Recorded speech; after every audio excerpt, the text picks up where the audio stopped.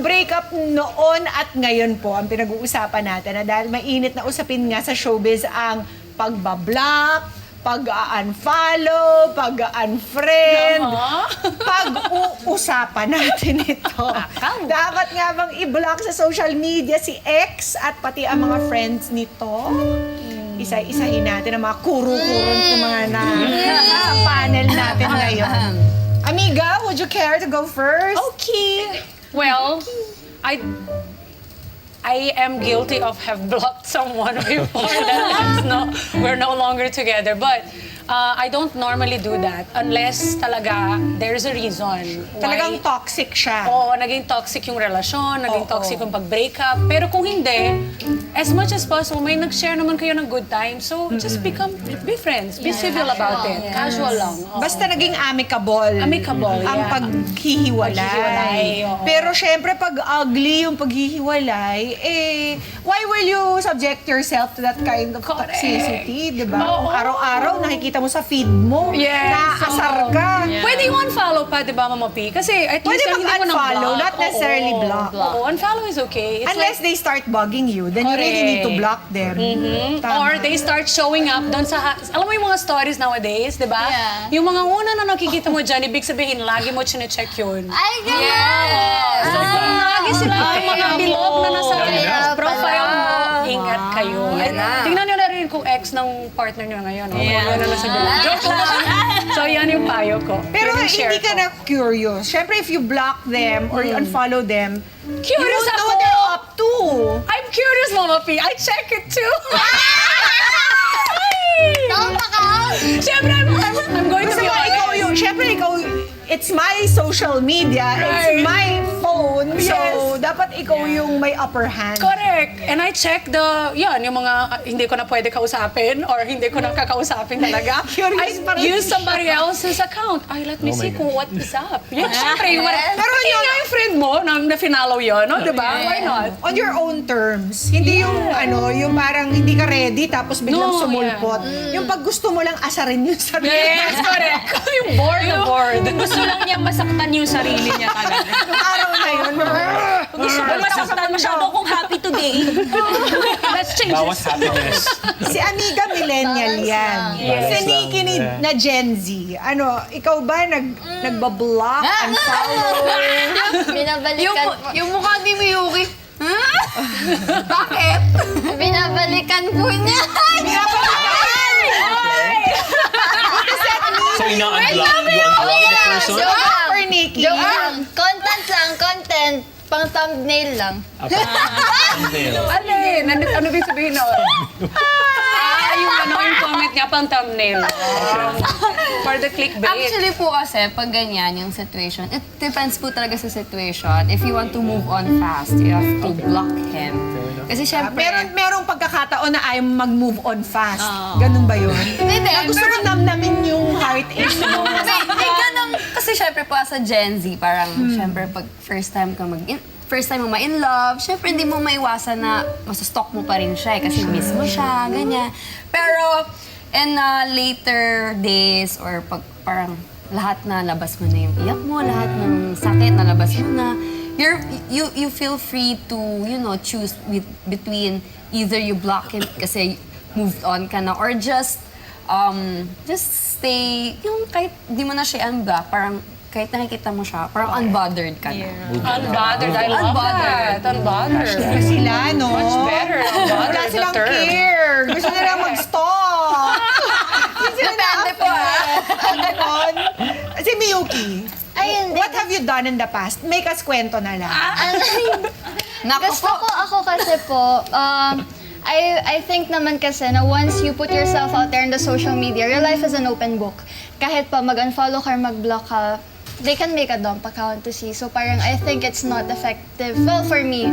At saka But personally you, kasi... your preference. Yeah, for He me. can stalk you, but do you stalk them after the relationship is over? No, I never stalked So someone do you block, actually. unfollow? No, What do I you do? don't. Kasi po parang feeling ko na kasi may mga tao na parang nag-feed sa ego nila yun na, in-unfollow ako, binlock ako kasi hindi siya makakita.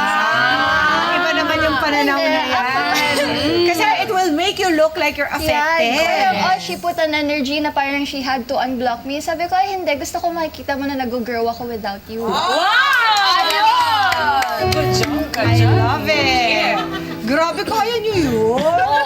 Kahit hindi ko naaasar na makita siya. Halimbawa, Galing. okay, let's say you did not, you still continued to follow him or to Actually- friend him. Tapos makikita mo, meron na siya ibang dinedate. Okay lang, kasi po ako na well, I think I've mentioned this before. I've been cheated on. Oo. Nung siya, hindi ko siya in-follow, hindi ko siya binlock. Nag-post ako picture ko, ganda-gandahan ako. O, kasa ex na kita eh. Bye-bye. Ay, how much sure? Thank you, next. Oh, very good ka. Iba sila. Iba? Okay, yan ang mga Gen Z. Kayo ba? Ano na ba kayo? Ay, Gen Z pa din Gen po Z, ako. millennial. Siya millennial. We're 10 years apart. 10 years apart kami ate. Okay, let's have Johan's perspective. Sa akin, di ko alam kung applicable kasi ako yung binablock. In the past, like, you know, Since ikaw lang ang lagot tanging lalaki dito. At Oh my usually gosh. ikaw ang recipient ng blocking. And, Pero in terms of unfollowing. blocking, kasi ako, I'm more into unfollowing than blocking eh. Kasi parang I don't have to really, burn bridges with the other person. So we remain connected, pero if I don't want to see that person in my feed, I just simply unfollow. I think guys are more likely to unfollow. Because they really don't want to see you Yeah. when the relationship is done, they're really done. Yeah. Diba? Yung mga yung mga responsible na guys, yung hindi play Diba? Kasi napapansin ko yan sa asawa ko, ganun siya eh. When he's done, he's done. Yeah. Oo. So, you may unfollow, definitely not block. Exactly. Unless may Unless, stalker issues. Yeah, or scammer yung kailangan ko Oo, i-block. pag scammer, kailangan talaga blockin guys ha. Oh, Report iba pa. yung scammer. Oo, pero sa akin, siguro ate, ganun din, unfollow din. Kasi syempre, maliit lang kasi ang mundo.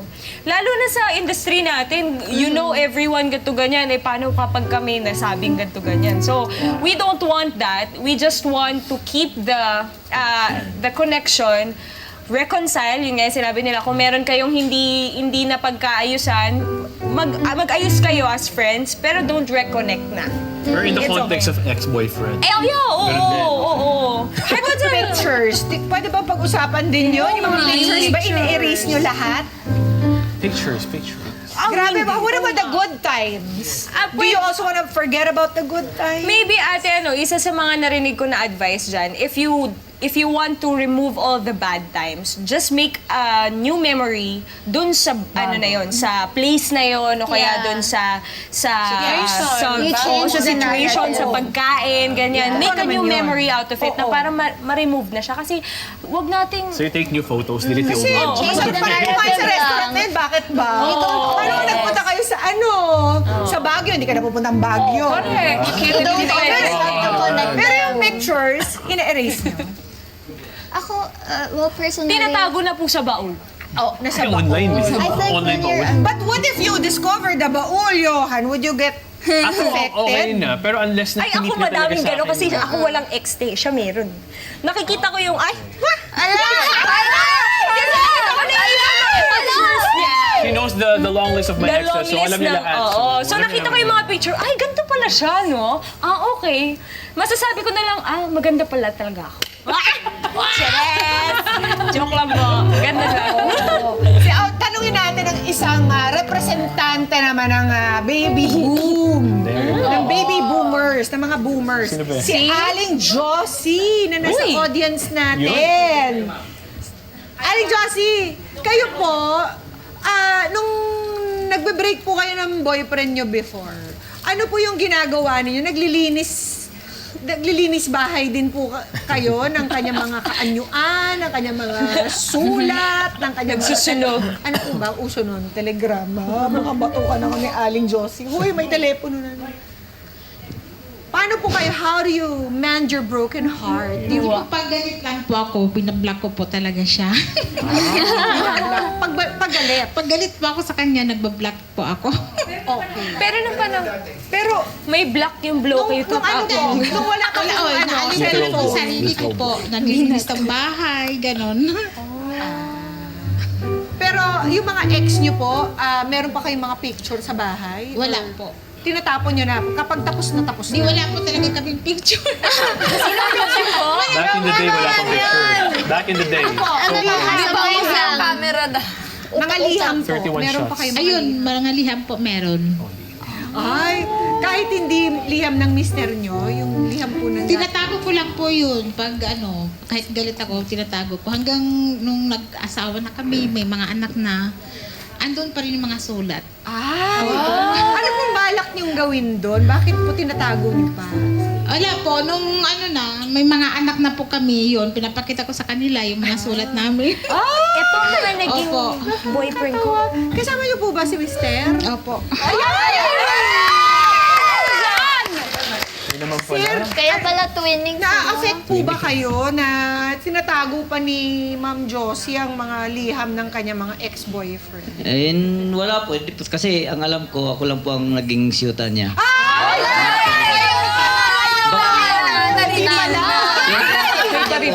Yan po isa, galing po sa akin. Victor. Wala po kayong boyfriend before si Sir. Wala. Ayun naman pala. Dapat may isa na may ex. Oo, maraming Thank you. salamat. Thank you po. Tama naman yun. Ako, mahilig ako maglinis bahay. Hello, PCRV. Good morning po. Yung presidente po na network. Pasok lang.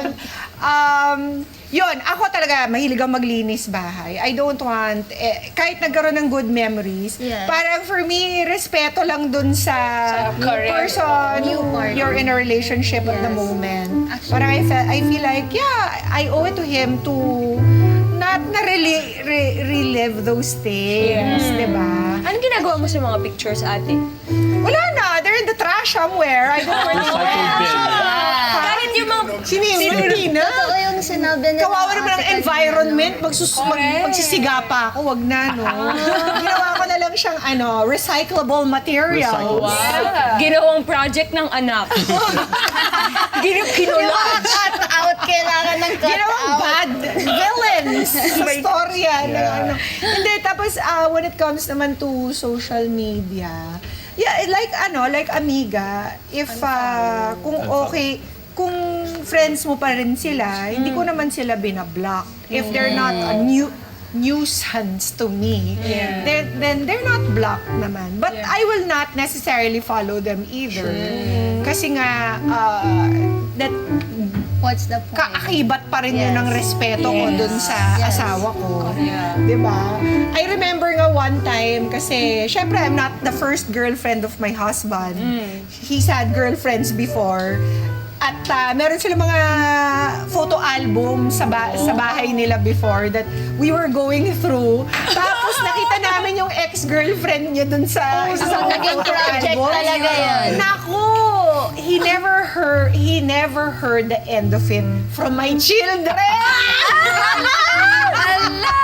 Nakarating! Kaya, sorry na lang siya. Kasi kasama sa photo album yung mga ex niya. But I didn't mind because I had my children to defend me. Thank you very much for sharing with us your 2 cents worth, guys. Pero mga kada, sino nga ba naman ang hindi natatakot or nalulungkot after a breakup? Kung pwede lang sana, syempre, dapat lahat sila may forever, di ba? Mga Kanet 25, this is Pia Guanyo Mago. For more Kada Umaga updates, please click the subscribe button and follow us on Net25 social media pages at Net25 TV and at Net25 Entertainment Facebook page. See you guys. Bye!